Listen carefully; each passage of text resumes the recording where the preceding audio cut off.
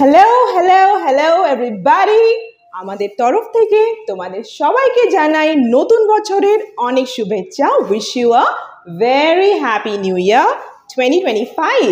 তোমরা দেখছো EFA spoken English official and my name is Krishnanjana Chatterjee Datta. তো আজ আমরা কি শিখবো? ঠিক ধরেছো, obviously IELTS, and it is not IELTS academic but IELTS general training।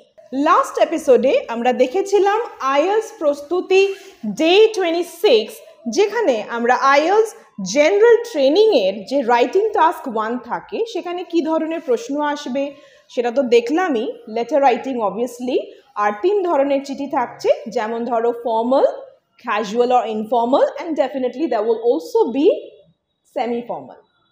এবার আমরা যেটা আরও জানলাম, মার্কসের যে স্ট্র্যাটেজিটা থাকে, দ্যাট মিনস টাস্ক 1 হচ্ছে 33% of the total score, and task 2 যেটা essay, that is 66% of the total score.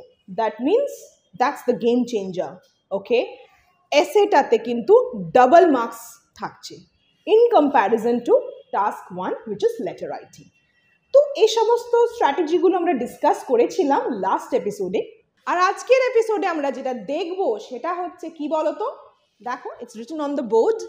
We are going to discuss writing task, হ্যাঁ obviously it's day 27 and not 6 today, and IELTS প্রস্তুতি day 27 IELTS general training writing task 1 এর letter writing এর আমরা শিখব কি tips and tricks, যেটা তোমাদের extremely helpful হবে, প্রচণ্ড বেনিফিশিয়াল হবে ভালো ব্যান্ড স্কোর পেতে।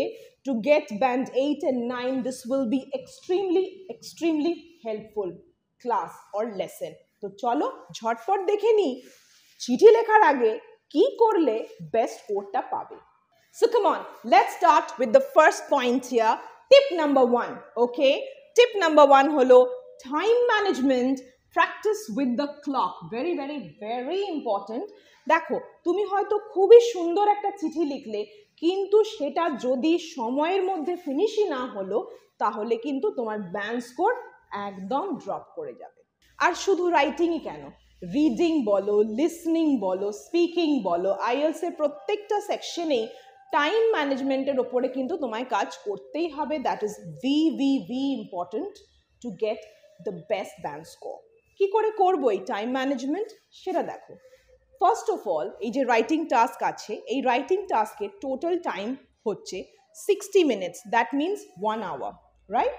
1 আওয়ারের মধ্যে তোমার কাছে থাকছে দুটো কোয়েশ্চেন্স। কোয়েশ্চেন নাম্বার 1 চিঠি, লেটার রাইটিং। কোয়েশ্চেন নাম্বার 2 কি থাকছে? এসে। এইবারে এই দুটোর মধ্যে তোমাকে দুটো টাইম ভাগ করে নিতে হবে। এসেতে তুমি দিও 40 মিনিটস, 40 মিনিট, আর লেটার রাইটিংয়ে তুমি কত দেবে? 20 মিনিট। ঠিক আছে, তার কারণ কি? আগের এপিসোডে দেখেইছো তোমরা যে এসেতে বেশি নম্বর দেবে ওরা, so you should give more time, and for task 1 you should give obviously less time, কারণ টাস্ক 2 যেটা এসে রাইটিং, ওটা ডাবল মার্কস ক্যারি করবে in comparison to task 1। Clear?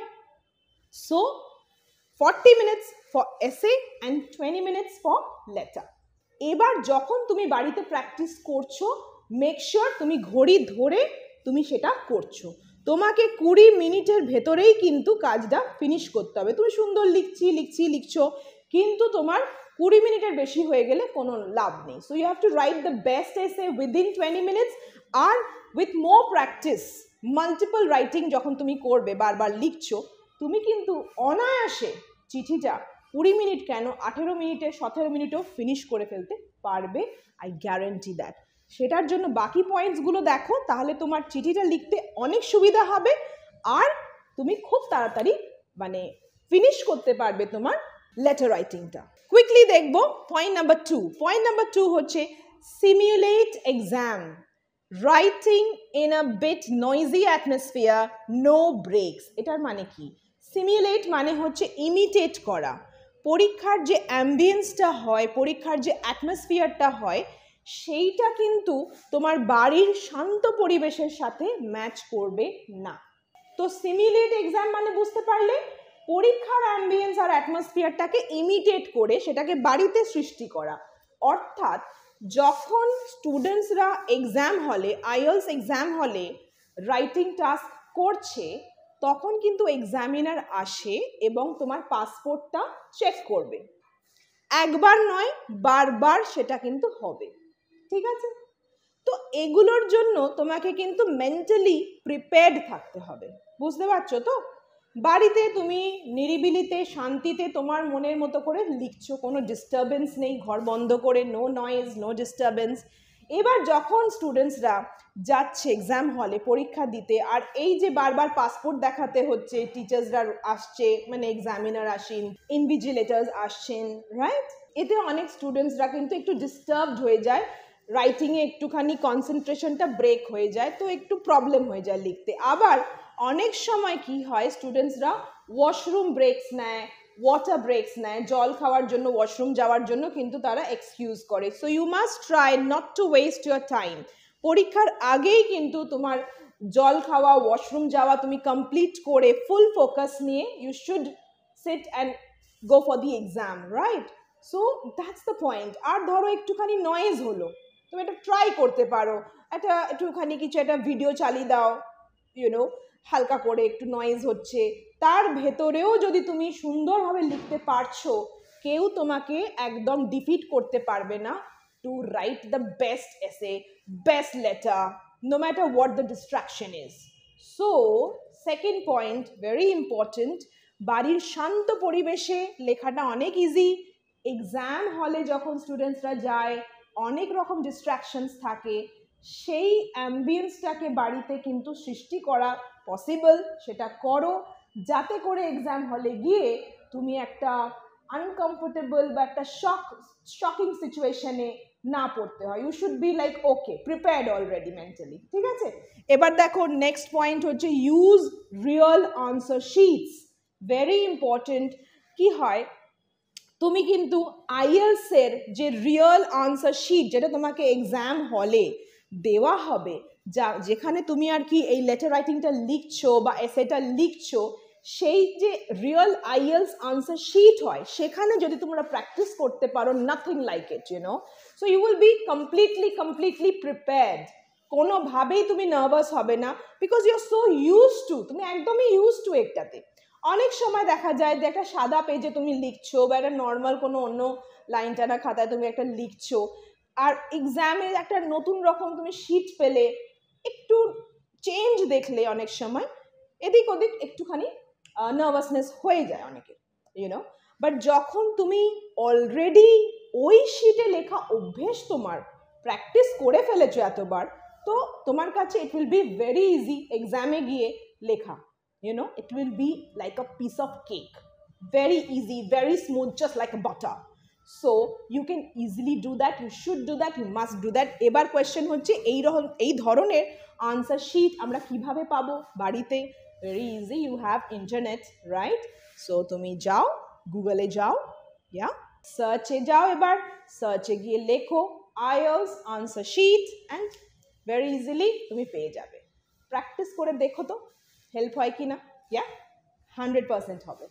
চলো দেখে নিই। Third point done. Fourth point হলো attack the rubric. What do you mean by attack the rubric? Attack the rubric মানে হচ্ছে যে এই লেটার রাইটিং আর এসে রাইটিংয়ে এক্সামিনার তোমার থেকে কি এক্সপেক্ট করছে, কি কি করলে, কি কি পয়েন্টস মাথায় রাখলে বেস্ট ব্যান্ড স্কোর তুমি পাচ্ছ, সেই প্রত্যেকটা পয়েন্টে তোমাকে ব্যাং অন অ্যাচিভ করতে হবে তোমার target. You have to hit the nail. যেরকম ধরো ভোক্যাবুলারি ভালো হতে হবে, you should use some idioms, connect করতে হবে পয়েন্টসগুলো, কোহেসিভ হতে হবে তোমার রাইটিংটা, ইয়ার লেক্সিক্যাল রিসোর্স যেটা বললাম, vocab should be good, grammatically you should be absolutely correct, because grammatically অনেক সময় রং লিখলে পরে এক্সামিনার বুঝতেই পারবে না যে তুমি এক্স্যাক্টলি কি বলতে চাইছো। সো গ্রামেটিক্যালি কারেক্ট হতে হবে। Paraphrasing, of course you know, examiners in IELTS they love paraphrasing, you should go for paraphrasing, right? তো যে পয়েন্টসগুলো, টাস্ক অ্যাচিভমেন্ট, মানে এই যে রাইটিং টাস্কে 150 ওয়ার্ড লিমিট থাকছে, এটা তোমার অ্যাবসলিউটলি রিচ করতে হবে। 150-র একটু বেশি তুমি করতে পারো, but it should not be less than 150.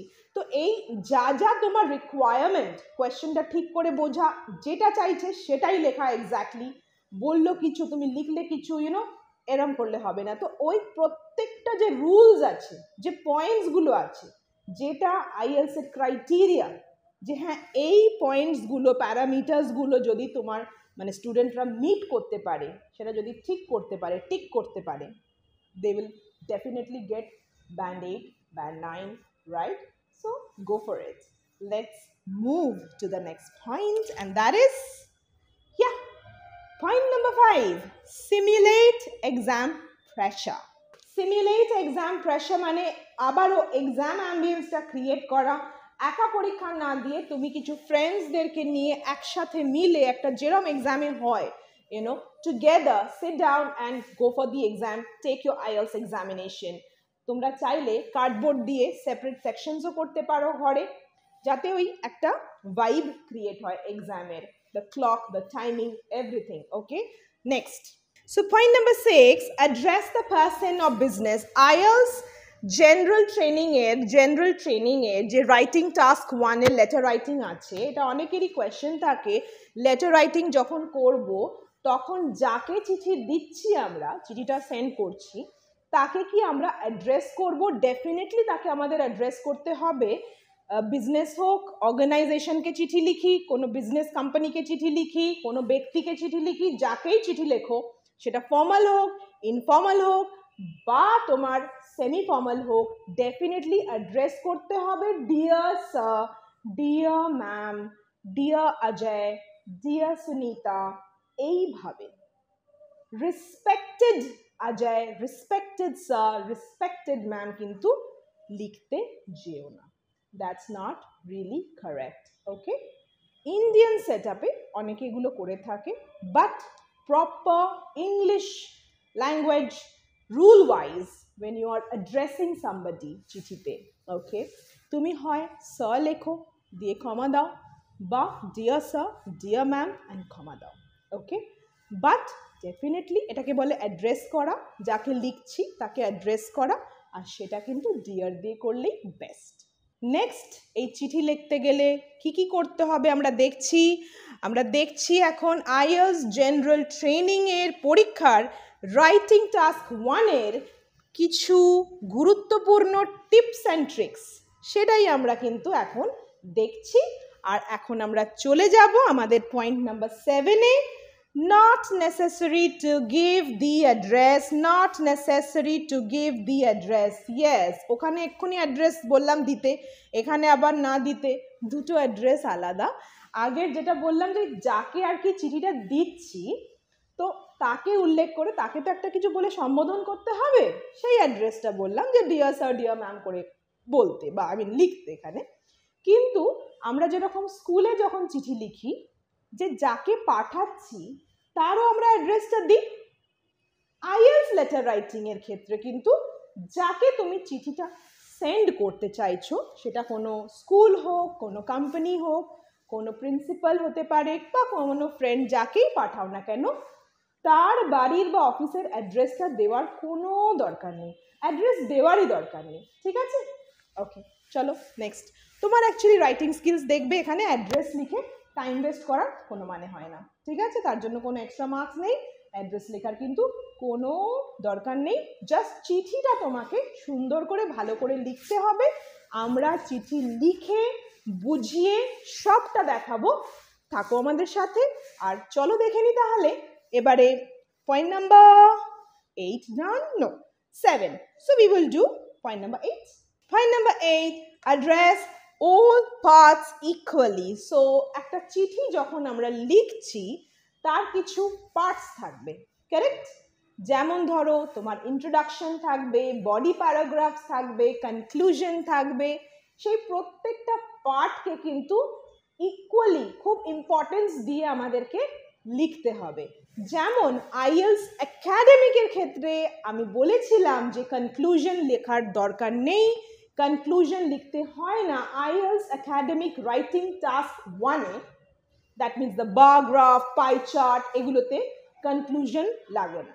But for this general training, letter রাইটিংয়ে হোক বা এসেতে হোক, you must give the conclusion also.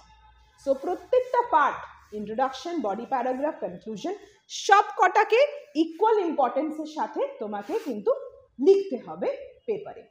Next point কি আছে? Point number 9, answer specific topic points. Okay, so yeah, answer specific topic points হচ্ছে যে যখন তুমি কোয়েশ্চেনটা দেখছো কোয়েশ্চেন পেপারে, সেই কোয়েশ্চেনের সাথে কিছু তোমার পয়েন্টস উল্লেখ করে দেবে। যেমন ধরো একটা এক্সাম্পল দিয়ে দেখাচ্ছি। ধরো কোয়েশ্চেনটা এরকম হলো যে তুমি তোমার পরিবার নিয়ে একটা নতুন কান্ট্রিতে যাচ্ছ এবং তার জন্য তুমি একটা প্রপার্টি এজেন্টকে চিঠি লিখছো, রাইট? যেখানে তুমি তাকে লিখতে চাও যে তুমি একটা ভালো বাড়ি, অ্যাপার্টমেন্ট খুঁজছো। সেই পরিপ্রেক্ষিতে তোমাকে চিঠিটা লিখতে হবে। এর সাথে তোমাকে কিছু অ্যাটাচ পয়েন্টস কোয়েশ্চেন পেপারেই দেওয়া থাকবে। যেমন ধরো, you need to mention like an introduction of yourself and the family, নিজের সম্বন্ধে আর তোমার ফ্যামিলি সম্বন্ধে একটা ইন্ট্রোডাকশন চাইছে এক্সামিনার কোয়েশ্চেন পেপারে। তারপর ধরো কিরম ধরনের অ্যাপার্টমেন্ট তোমার চাই সেটা তোমায় মেনশন করতে হবে। কান্ট্রির কীরকম ধরনের জায়গাতে তোমার এই প্রপার্টিটা চাই সেটা তোমায় বলতে হচ্ছে। অ্যাপার্টমেন্টে কতগুলো ঘর তোমার রিকোয়ারমেন্ট সেটা তোমায় বলতে হচ্ছে। তো এরকম। So bottom line is, main essay হচ্ছে তুমি প্রপার্টি এজেন্টকে চিঠি লিখছো, that you are moving with your family to a new country. So you write a letter to a property agent, okay, for his assistance to help you and guide you in selecting a house, choosing a house. That's the main question that you're of course writing. But along with that, you get some subparts where you need to write one introduction about yourself, your family. You need to also talk about the type of accommodation you want. Next is you also need to write the location of the house or accommodation, like where exactly in the city or suburbs, like the town, where do you want the house or apartment, right? তো ওই যে main কোয়েশ্চেনের সাথে যে sub পার্টসগুলো রয়েছে সেইগুলো প্রত্যেকটা কিন্তু আমাদেরকে অ্যাড্রেস করতে হবে, ঠিক করে লিখতে হবে। ওকে, সো এইটাই ছিল আমাদের point number 9, which is answer specific topic points. তো চলো এবার নেক্সট পয়েন্টে ডাইভ করি, দেখে নিই। 10th point, use your imagination. Yes, definitely. Now what do you mean by that? Use your imagination টা এই জন্য বলছি কারণ অনেক সময় কি হয়, এই যে ধরো তোমাকে বললাম যে তুমি একটা আলাদা কান্ট্রিতে যাচ্ছ এবং একজন প্রপার্টি এজেন্টের সাথে তোমাকে কথা বলতে হচ্ছে, একটা করেসপন্ডেন্স লেটার লিখতে হচ্ছে, রাইট?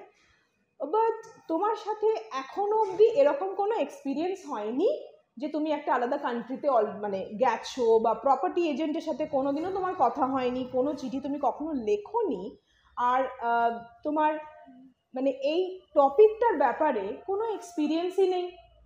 অনেক সময় এই রকম যখন আসে কোনো কোয়েশ্চেন, এটা কিন্তু আইএলস, আমি জাস্ট রাইটিংয়ের কথা বলছি না, স্পিকিং বলো, রাইটিং বলো, whatever section, I mean experience না থাকলে অনেক সময় স্টুডেন্টসরা ব্ল্যাঙ্ক হয়ে যায় যে আমি এবারে কি বলবো। I have no clue about a property agent or moving to a new country, কি বলবো, বাড়ি কেনা বেচা আমার কোনো আইডিয়া নেই। But you have to use your imagination here because তুমি blank sheet of paper submit করতে পারো না, yeah? আর 100% 100% চান্স কি কোয়েশ্চেন আইএলস এর যে প্রত্যেকটা রাউন্ডস আছে, listening, reading, speaking and writing, তোমার এক্সপিরিয়েন্স থেকেই কোয়েশ্চেন্স আসবে তার একেবারে মানে নেই, আর সেটা হওয়ার না, তাই না? তো you should be prepared, use your imagination power and go for it. তো চলো নেক্সট পয়েন্ট দেখবো আমরা দেখছি আইএলস জেনারেল ট্রেনিং পরীক্ষার রাইটিং টাস্ক 1 এর কিছু গুরুত্বপূর্ণ টিপস অ্যান্ড ট্রিক্স, আর আমরা অলমোস্ট শেষের দিকে। Okay, point number 11, take notes, very important. দেখো এই যে ভিডিওগুলো দেখছো তোমরা আইএলস এর, this is like a proper classroom session, right? এটাকে একটা ইন ক্লাস একটা সেশনের মতো করেই কিন্তু তোমাকে দেখতে হবে। It's not for your entertainment at all, it's a very serious lesson. So পয়েন্টসগুলো নোট ডাউন করা, নোটস লেখা খুব খুব খুব ইম্পর্টেন্ট। এপিসোড 1 থেকে আইএলস এর আজ অব্দি যা যা আমাদের সেশনস হয়েছে, লেকচার্স হয়েছে, পয়েন্টস হয়েছে, ইটস ভেরি ইম্পর্টেন্ট। যেরকম ধরো কলেজে আমরা নোটস নিই, স্কুলে নোটস নিই, ক্লাসের নোটস নিই, নোটস নেওয়া খুব খুব ইম্পর্টেন্ট। কারণ ভিডিও হয়ে গেল, এবার ওই খাতাটা তোমরা একটা আইএলস খাতা বানিও, যেখানে ওইগুলো লেখা থাকলে পরে কি হবে, তোমার একদম সিকোয়েন্সে সবটা থাকবে। মানে লিসনিংয়ের সমস্ত কিছু থাকছে, IELTS listening, IELTS reading, IELTS writing, IELTS speaking, তাহলে তোমাকে আর কোথাও হাতড়াতে হবে না, ঠিক আছে? তো একদম অর্গানাইজড ওয়েতে কিন্তু সেশনটা করো, তাহলে বেস্ট ব্যান্ড স্কোর পেতে কে আটকাবে? কেউ পারবে না, নোবডি ক্যান। নেক্সট দেখে নি, নেক্সট হচ্ছে কনসিস্টেন্ট স্টাডি। ইয়েস, সো আজ মনে হলো আমি ভীষণ একটা উদ্যম নিয়ে পড়াশোনা করতে লাগলাম আইএলসের, তারপর আবার আরে না দেখি, you are going for partying or whatever, enjoying. Of course you go to parties and enjoy, who's saying not to do that? সবই করতে হবে, কিন্তু একটা কনসিস্টেন্সি মেনটেন কিন্তু করতেই হবে, যে আমায় আইএলস ক্র্যাক করতে হবে, এটা আমার একটা লক্ষ্য, আমার টার্গেট। তো সেটা তোমাকে ধরে রাখতে হবে, ডেইলি এপিসোডস দেখতে হবে, ভালো করে পড়াশোনা করতে হবে, নোটস করতে হবে, নোট ডাউন, কোয়েশ্চেন্স থাকলে জিজ্ঞেস করতে হবে, প্র্যাকটিস করতে হবে, যা যা করণীয় তোমার আইএলসের প্রিপারেশনটা, এক কথায় প্রস্তুতিটা, প্রিপারেশনটা প্রপার তোমাকে ডেইলি বেসিস নিয়ে যেতে হবে কনসিস্টেন্টলি। দুদিন করে 4 দিন ছেড়ে দিয়ে আবার গেলে এভাবে কিন্তু হবে না। So you must be consistent, best band score পেতে কেউ আটকাতে পারবে না। Next, improve your overall English. Point number 13, can you see the board? Improve your overall English, মানে IELTS এক্সামিনেশনটা ঠিক করে দেখতে গেলে ইংলিশ যদি তোমার ভালো থাকে overall, you will definitely get the best band score. সুতরাং নিজের ইংলিশের ভিতটা আমাদেরকে মজবুত করতে হবে। অনেক সময় তোমাদের কিছু গ্রামেটিক্যাল কনফিউশনস থাকতে পারে, ক্যান, কুড, শুড, উডের ওপরে হতে পারে, হ্যাভ বিন কোথায় হয়, হ্যাভ টু বি কখন হচ্ছে, উইল দিয়ে আমি মানে কথাটা উইল দিয়ে বলবো না উইল বি দিয়ে বলবো, রাইট, রোট, রিটেন, রাইটিং, রাইটস কোনটা কখন হচ্ছে, এই সবটা কিন্তু আমাদেরকে ক্লিয়ার করতে হবে। গ্রামারের বেস, ইংলিশের বেস, ভিতটা মজবুত কিন্তু হতে হবে। বাট হ্যাঁ, গ্রামার মুখস্থ করে কিন্তু আইএলস ক্র্যাক করা যায় না, বিকজ এটা একটা ল্যাঙ্গুয়েজ এক্সাম। ইয়া, আইএলস এর ফুল ফর্ম কি? International English language testing system. So it's language and not the subject. এখানে কত রকমের নাউন মুখস্থ করলে কিন্তু অবভিয়াসলি কোনো লাভ হচ্ছে না, যেটা abstract noun, proper noun, concrete noun, who's asking you that, right? So improve your overall English. কীভাবে করবে ইমপ্রুভ? ওয়েল, আমাদের চ্যানেলে কিন্তু ইংলিশের অনেক লেসেন্স পাবে। যদি তোমাদের উড নিয়ে ডাউট থাকে বা অন্য কিছু নিয়ে ডাউট থাকে, সব কিন্তু লেসেন্স এখানে তোমরা পেয়ে যাবে আমাদের চ্যানেল। আমাদের চ্যানেলের নাম obviously you know, EFA spoken English official. অন্য চ্যানেলসও ভালো দেখে তুমি চুজ করে দেখতেই পারো। You can also watch English podcast, practice essay writing, letter writing, you can do a lot. অনেক কিছু করা যায়, ইচ্ছা থাকলে সব পসিবল। আর আমি জানি তোমরা করবেই করবেই করবে, তাই তো দেখছো তোমরা, তাই না? So let's move to the next point. Next point কি আছে? We are at the last point. Last but not the least, point number 14. Ask questions, clear your doubts. Very important. দেখো, প্লিজ আমাকে বা আমাদেরকে ভয় পেও না। যদি তোমাদের কোনো ডাউটস থাকে ক্লাসের পর, এই যেটা ক্লাস হচ্ছে, বুঝতে পারছো তো? সো যা ডাউটস থাকবে প্লিজ কমেন্ট সেকশনে গিয়ে লিখো। We would be definitely solving that. 100% তোমাদের ডাউটস আমরা ক্লিয়ার করবো। স্টুডেন্টসদের ক্লাসে করছি, আমাদের ইউটিউব অডিয়েন্সের কেন করবো না? সবসময় করে এসছি, আজও করবো, ফিউচারেও করবো, ঠিক আছে? সো হেজিটেট করো না, ভয় পেও না, ডাউট থাকলে ক্লিয়ার করে ফেলো, ঠিক আছে? তাহলে এই ছিল, দেখো, ভালো চিঠি লেখার আগে আমরা জেনে নিলাম যে কি কি করলে আমরা IELTS general training writing task 1 letter রাইটিংয়ে বেস্ট ব্যান্ড স্কোর পেতে কি কি করতে হবে সেটা আমরা দেখে নিলাম। আর আশা করি যে আমাদের সাথে তোমাদেরও দৃঢ় বিশ্বাস যে এই টিপস অ্যান্ড ট্রিক্স ফলো করলে বেস্ট ব্যান্ড স্কোর পেতে কেউ আটকাতে পারবে না, impossible. So, wish you the very best. Work hard, love English, and follow the lessons. Thank you so much for watching. I'll see you soon in the next one. God bless. Bye-bye.